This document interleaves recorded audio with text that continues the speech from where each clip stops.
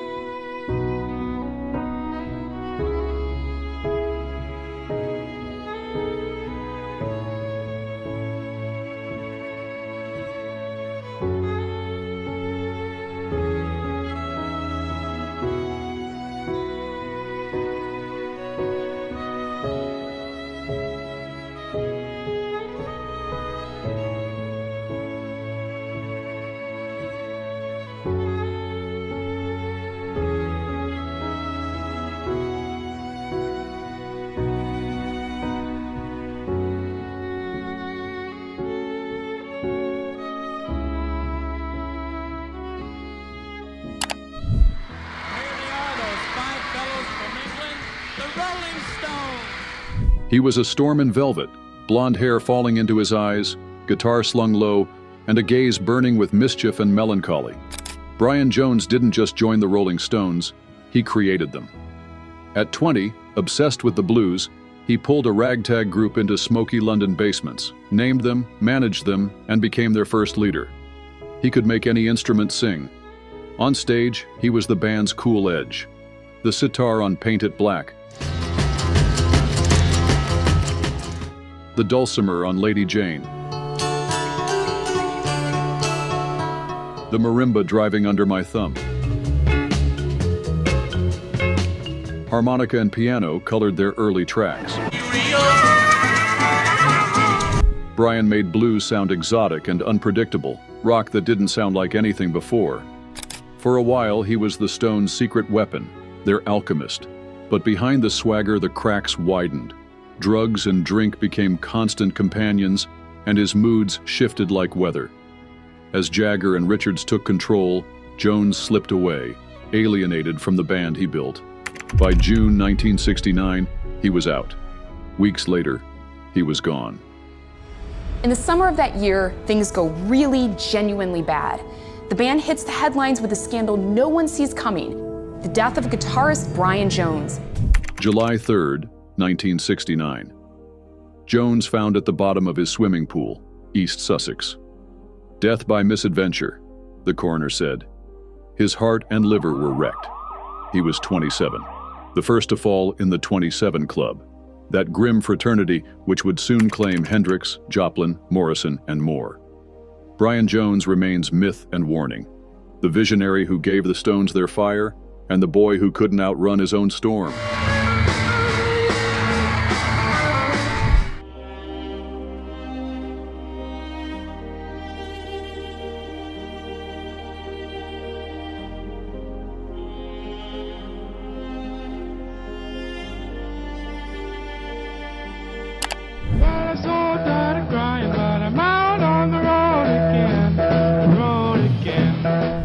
A spectral figure with a slide guitar, his voice a soft murmur against the storm of the blues, Allan "Blind Owl" Wilson saw a world others missed. He didn't just study the blues, he absorbed its history into his very being. Quiet, severely nearsighted, nicknamed "Blind Owl" by friends for his blurred gaze and wise spirit, he found clarity in the raw emotion of Delta legends. His scholarship ran so deep, he helped Son House recall lost songs, teaching the master how to play his own slide parts and sparking the bluesman's second career.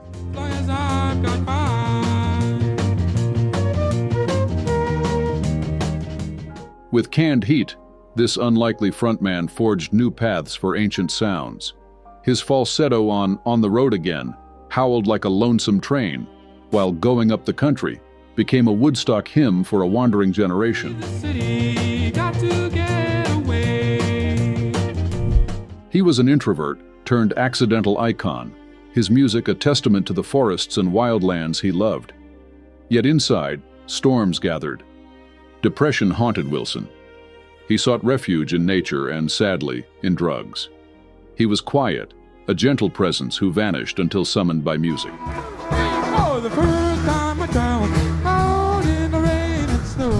On September 3, 1970, Allan was found still in his sleeping bag, lost to a barbiturate overdose at age 27. No note was found. Some called it accident, others whispered suicide. His ashes were scattered in Sequoia National Park, among the redwoods he championed. His passing, weeks before Hendrix and Joplin, wove him into the legend of the 27 Club, a society of lost brilliance extinguished at its zenith.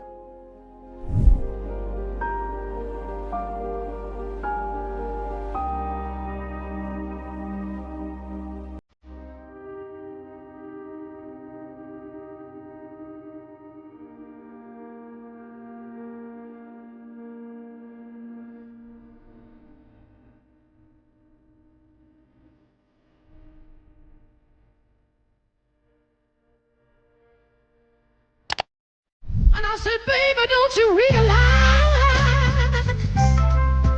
you're looking for your life over there, honey? The first time Janis Joplin stepped onto a stage, it wasn't beauty or polish that stopped people cold. It was the sound. Her voice cracked, clawed, and soared all at once, as if it had lived 100 lives before hers.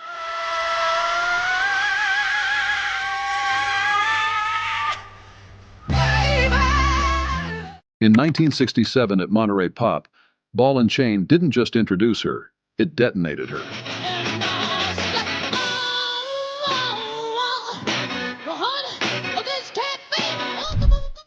By the next year, Cheap Thrills and Piece of My Heart made her a star, her voice now carved into the core of rock history. She was unlike anyone else in music. While pop stars posed, Janis bled. She wrapped herself in beads and bows, barefoot and untamed, and made imperfection its own kind of glory. Fans saw liberation. Janis felt something closer to longing. Beneath the defiance lived loneliness. Offstage, she reached for bottles and needles, chasing comfort she rarely found. The climb was breathtaking and brief.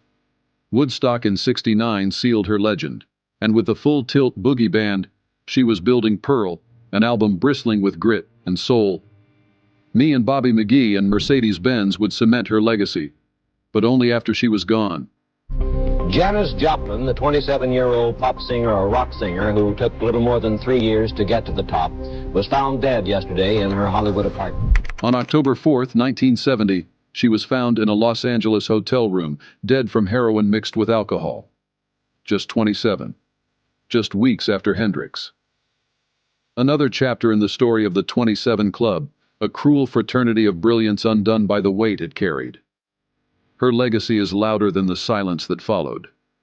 Inducted into the Rock and Roll Hall of Fame, honored with a Grammy Lifetime Achievement Award, Janis remains rock's wild truth-teller, fierce, fragile, unforgettable, and forever 27. Your eyes are singing, babe.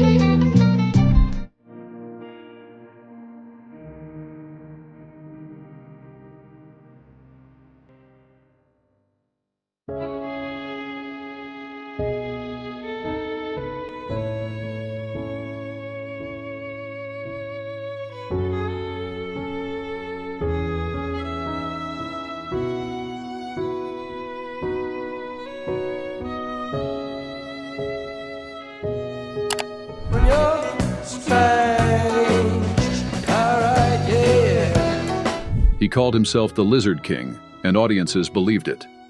Jim Morrison wasn't just a frontman, he was a myth in real time, weaving danger and poetry into every step. With The Doors, formed in 1965, he blurred the line between rock concert and shamanic ritual.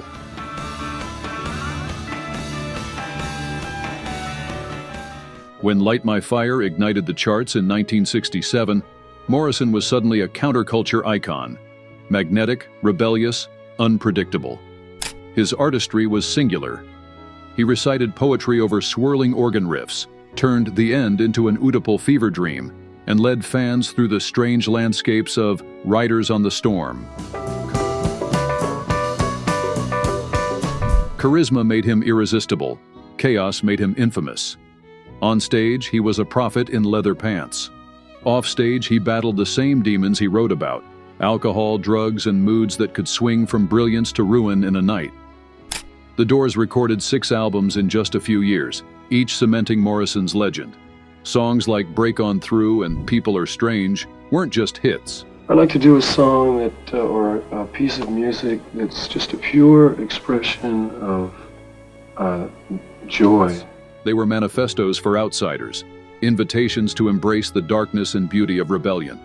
He lived like a man racing his own shadow. The death of another rock musician was disclosed today. Jim Morrison, 27 years old, lead singer of The Doors. On July 3, 1971, in Paris, Morrison's story ended. Found in the bathtub of his apartment, officially heart failure. Unofficially, mystery lingered. He was just 27. No autopsy left the truth in shadow. His death, exactly 2 years after Brian Jones, just months after Hendrix and Joplin, another name etched into the cruel roll call of the 27 Club.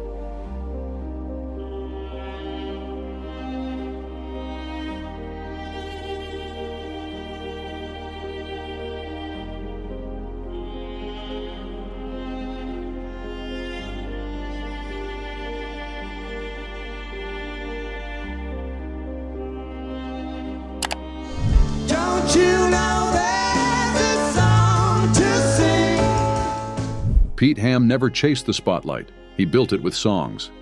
While others strutted across stages, he poured his soul into melodies that would outlive him. With Badfinger, signed to the Beatles' Apple Records in 1968, Ham emerged as the band's quiet engine, the voice behind Day After Day, the pen behind No Matter What, and Baby Blue. With Tom Evans, he wrote Without You. And forget this evening and your face when you were leaving. Heartbreak turned immortal, carried to the top of charts by Harry Nilsson and later Mariah Carey.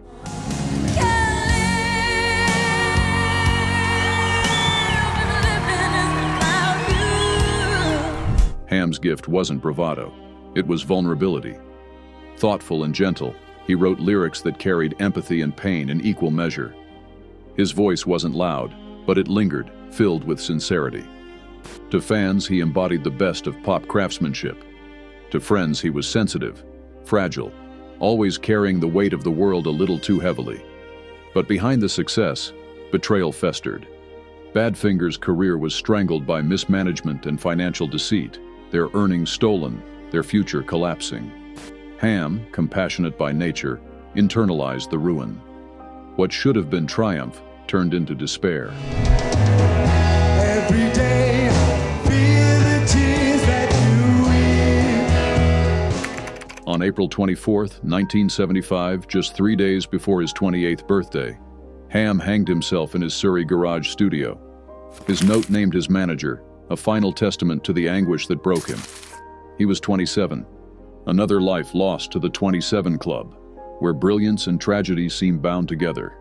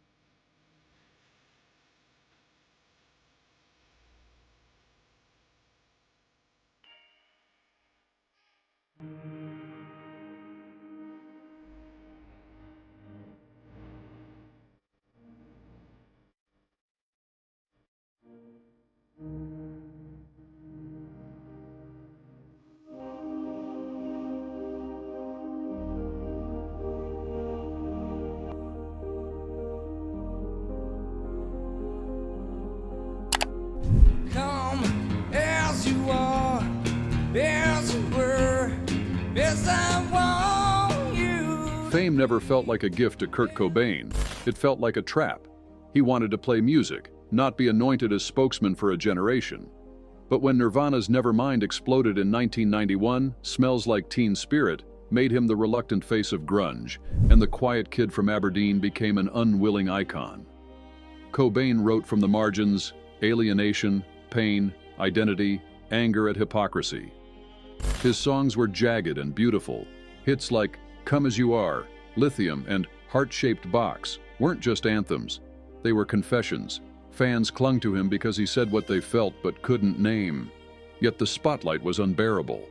Cobain rejected the cliches of rock fame, spoke out for outsiders, women, the marginalized, but couldn't outrun addiction, chronic pain, or depression. Even as Nirvana reached new heights with In Utero in 1993, he seemed torn between defiance and collapse. Their MTV Unplugged session that November stripped everything down, his voice fragile, the performance aching like a goodbye. We passed upon the stair. On April 5, 1994, Cobain ended his life at his Seattle home. Discovered 3 days later, he became another name etched in the 27 Club.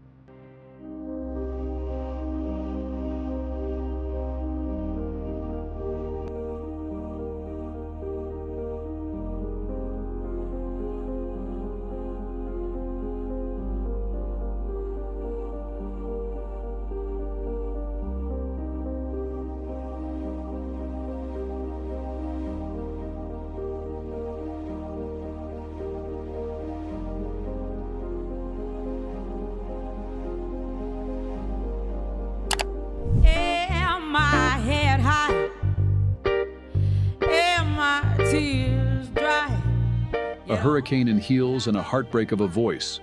Amy Winehouse didn't just sing, she bled her songs onto the stage.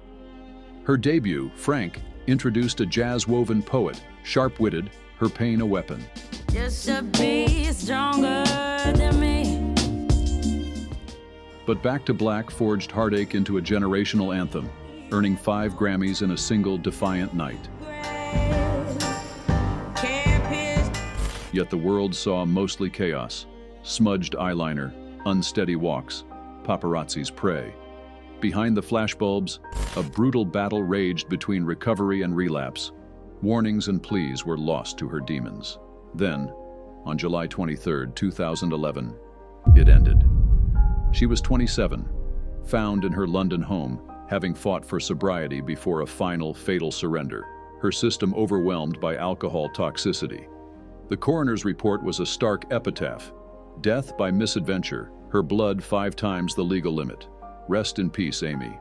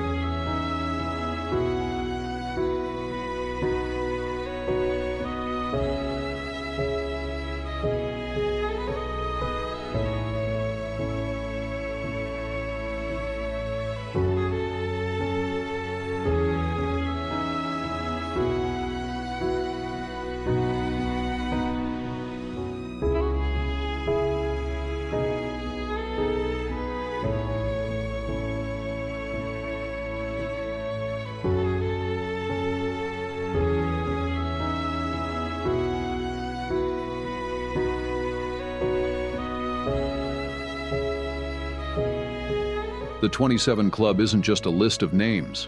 It's a question without an answer, a mystery woven into the fabric of fame itself. Why 27? Why these souls, these voices, these flames that burn too bright and too fast? Perhaps there's no reason, only the haunting echo of what was lost. Or perhaps, in the shadows of their legacies, there's something more waiting to be understood. Who do you think embodies the tragedy of the 27 Club the most? And do you believe in the curse? Or is it all just a tragic twist of fate? Share your thoughts below, and if you're drawn to the mysteries of music's darkest legends, be sure to subscribe. The story doesn't end here. Thank you for watching, and we will see you in the next video.